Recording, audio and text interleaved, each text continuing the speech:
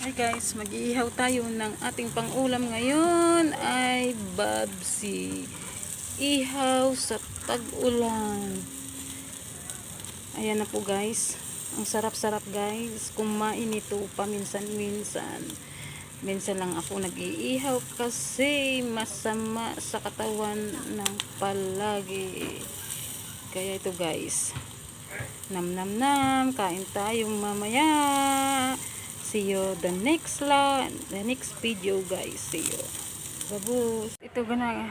At ito na guys, ang tilapia natin. Masarap siya guys kasi inhiyaw. Parang nasunog yung balat kasi guys malakas ang apoy natin kaya nasunog ang balat ng tilapia. Pero sa loob niya okay yan guys. Okay, see you next vlog. Thank you. Babus. Hi, hello guys. Good day. This video for today is about nagluto ako ng tilapiyang paksiw. Ulam namin para sa gabi. Ito guys, masarap siya.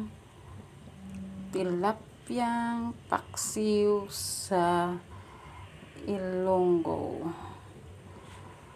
Ito po yung kaninang tilapia na pinakita ko sa inyo sa unang vlog ko. Thank you for watching. Ingat po tayo mga followers, mga kaibigan ko sa mandakong kayo na bansa. Mag-ingat-ingat tayo lahat. God bless you. Babo.